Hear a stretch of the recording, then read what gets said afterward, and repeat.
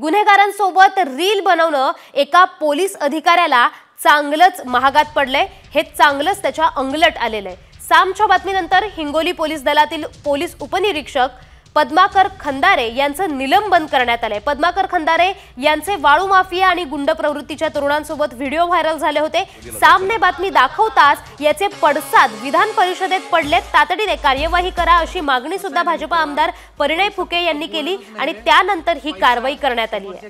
ज्या व्यवसायात क्वांटिटीपेक्षा क्वालिटीला जास्त महत्त्व दिलं जातं ना, तो मालक एक दिवस मार्केटवर राज्य करतो। ज्या व्यवसायात क्वांटिटीपेक्षा तर आता साम टीव्हीचा इम्पॅक्ट आपण पाहतोय। गुन्हेगारांसोबत रील बनवलेला आता महागात पडलेला आहे। पोलीस उपनिरीक्षक यांना निलंबित करण्यात आलेला आहे। पद्माकर खंदारे यांचं वाळू माफियांसोबत गुंड प्रवृत्तीच्या तरुणांसोबत व्हिडिओ व्हायरल झाले होते आणि सामने बातमी दाखवताच त्याचे पडसाद विधान परिषदेत पाहायला मिळाले आणि परिणय फुके यांनी कॉमस्कोर नुसार आता isakal.com आहे देशातील नंबर 1 ची मराठी न्यूज वेबसाईट। प्रत्येक अपडेटसाठी isakal.com ला नक्की भेट द्या। यावर कारवाई करण्यात यावी अशी मागणी परिषदेत केली आणि त्यानंतर आता सामच्या बातमीचा इम्पॅक्ट आपण पाहतोय।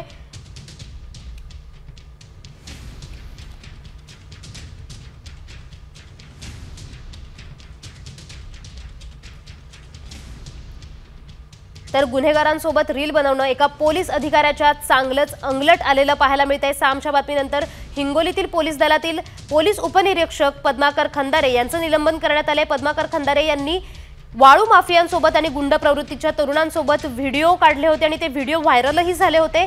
सामने ही बातमी दाखवली आणि याचे पडसाद विधान परिषदेत उमटल्याने आता कारवाई करण्यात येते आहे।